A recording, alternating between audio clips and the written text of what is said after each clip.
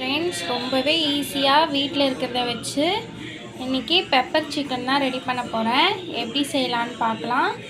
மசாலாலாம் ஆட் பண்ணி நல்லா மேக்னேஷன் பண்ணி நல்லா ஊற விட்டுறலாம். வாங்க மசாலாலாம் ஆட் பண்ணிடலாம்.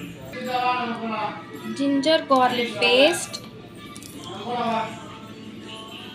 1 ஸ்பூன் அளவுக்கு. நான் இன்றைக்கி மதர் பிராண்டே கடையில் தான் வாங்கினேன். எப்போயுமே வீட்டில் தான் அரைச்சி வைப்பேன். இன்றைக்கி நைட் ஆகிடுச்சு. திடீர்னு சிக்கன் வேணும்னு எங்கள் ஹஸ்பண்ட் சொல்லிட்டாரு.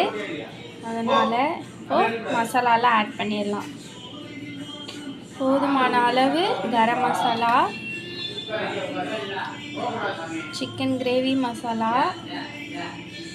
2 ஸ்பூன், சில்லி பவுடர் 1 ஸ்பூன்,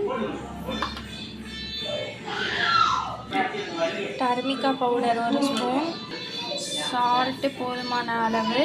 இதை நல்லா மிக்ஸ் பண்ணிடலாம். நல்லா மிக்ஸ் பண்ணியாச்சு. இப்போ நம்ம தாளிச்சிடலாம். ஒரு ஆனியன் பெருசாக கட் பண்ணி வச்சுருக்கேன். போதுமான அளவு ஆயில் போட்டுக்கலாம். எண்ணெய் நல்லா காஞ்சிருச்சு. ஸ்பைசஸ்லாம் ஆட் பண்ணிக்கலாம். நம்ம எடுத்து வச்சுருக்க ஆனியன் ஆட் பண்ணிடலாம்.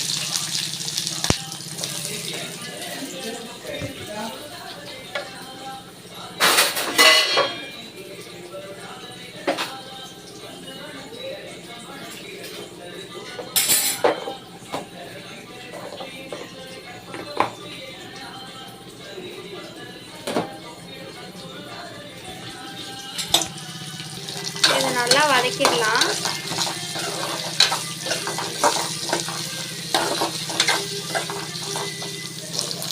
இந்த அளவுக்கு ஆனியன் வந்தால் போதும். இப்போ நம்ம எடுத்து வச்சுருக்க சிக்கனை ஆட் பண்ணிடலாம். இதை நல்லா மிக்ஸ் பண்ணிடலாம்.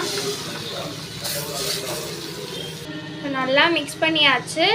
மூடி போட்டு வச்சிடலாம். இதுலேயே இது நல்லா வெந்து வந்துடும். பாருங்கள், நம்ம தண்ணிலாம் ஊற்றாமையே நல்லாவே மூடி போட்டதுலேயே நல்லா இதுவாகிடுச்சு. இன்னும் ஒரு 5 மினிட்ஸ் வச்சுட்டு மிளகு தூவி கொத்தமல்லி கருவேப்பிலை தூவிட்டு இறக்கிடலாம் ஃப்ரெண்ட்ஸ். நம்ம போதுமான அளவுக்கு பெப்பர் ஆட் பண்ணியாச்சு.